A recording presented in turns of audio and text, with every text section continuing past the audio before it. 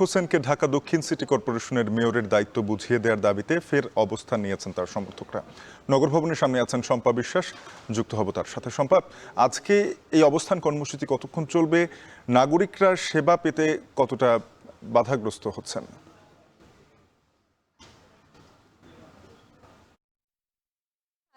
এখানে কথা বলেছেন ইশরাক হোসেন। তিনি জানিয়েছেন যে নাগরিক সেবা পেতে কোনো ভোগান্তি হবে না, কারণ নাগরিক সেবা যেসব কর্মকর্তা দিয়ে থাকেন তাদেরকে নগর ভবনে প্রবেশে কোনো ধরনের বাধা দেওয়া হবে না। তবে নগর ভবনের প্রধান ফটক যেটি রয়েছে সেটিতে যে তালা দিয়ে রাখা হয়েছে সেই তালা খোলা হবে না এবং এই কর্মসূচি লাগাতারভাবে চলবে এবং কোনোভাবে এটি যদি সরকার থেকে কোনো ঘোষণা না আসে, অর্থাৎ ইশরাক হোসেনকে শপথ পড়ানোর কোনো ঘোষণা যদি ঊর্ধ্বতন কর্তৃপক্ষের কাছ থেকে না আসে, ততক্ষণ পর্যন্ত এই গণ অবস্থান কর্মসূচি তার সমর্থকেরা পালন করে যাবেন।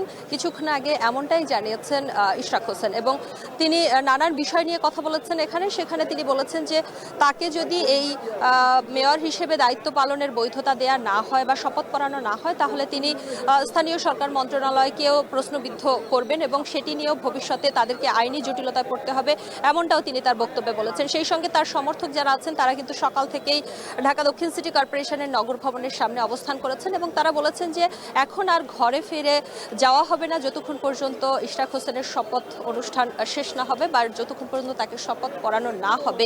একই সঙ্গে ইশরাক হোসেন তার বক্তব্যে যে বিষয়টি সব থেকে বেশি গুরুত্ব দিয়েছে, তারা বারবার করে বলছে যে বিএনপি সবসময় গণতন্ত্রে বিশ্বাসী, ফলে বিএনপি এখনো কোনো ধরনের কঠোর কর্মসূচিতে যায়নি।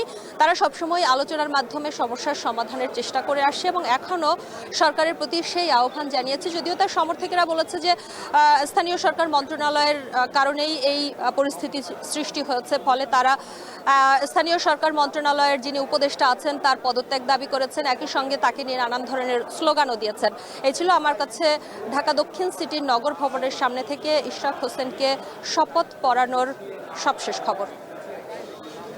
নগর ভবন থেকে যুক্ত হয়েছিলেন শম্পা বিশ্বাস।